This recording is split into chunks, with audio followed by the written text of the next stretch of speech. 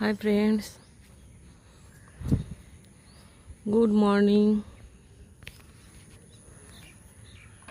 দেখুন পুরো গাছ টগর ফুলে ভর্তি। আর কি সুন্দর গন্ধ ছাড়ছে একসঙ্গে এত টগর ফুল।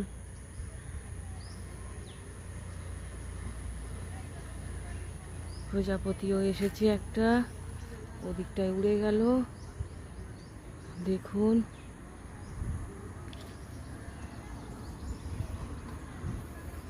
নিচেটা দেখুন, ফুল পড়ে বিছিয়ে আছে কত দূর পর্যন্ত। টগর ফুলের আয়ু কিন্তু একদিন। এই গাছগুলি হয় গুল্ম জাতীয়, দেখতে পাচ্ছেন গাছগুলি বহু পুরনো, কারণ গুঁড়িটা কতখানি মানে মোটা হয়েছে প্রত্যেকটা গাছ। দেখুন প্রত্যেকটা গাছের গুঁড়ি, আর যত দূর চোখ যায় খালি টগর ফুল বিছিয়ে পড়ে আছে। গুল্ম জাতীয় গাছ, গুল্ম জাতীয় গাছের কাণ্ডটা কম হয় এবং মাটির খুব কাছ থেকেই এরা ডালপালা শাখা পোশাখা বিস্তৃত করে এবং এরা ঝুপি বুশ টাইপের হয়, মানে ঝোপালো টাইপের তৈরি হয়ে যায়।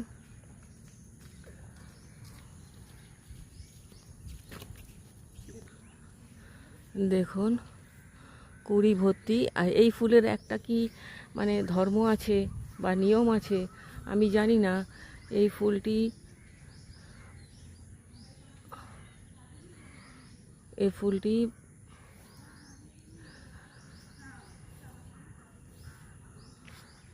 গরমের সময় থেকে ফুটতে শুরু করে, কিন্তু জন্মাষ্টমী পার হয়ে গেলে তারপরেই দেখুন ওইখানে একটা পাখি বসে আছে, বাচ্চা।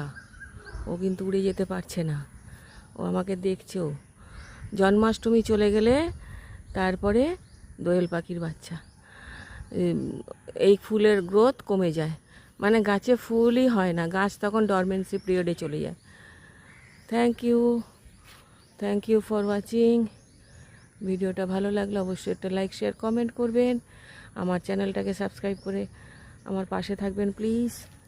দেখুন ওইখানে একটা প্রজাপতি এসছে, কিন্তু সেইভাবে পোজ দিচ্ছে না।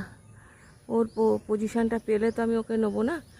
দেখুন এই যে কত সুন্দর বাচ্চাটা বসে আছে, ও লুকিয়ে বসে আছে, ওর বাবা মা বোধহয় রেখে গেছে ওকে। Thank you.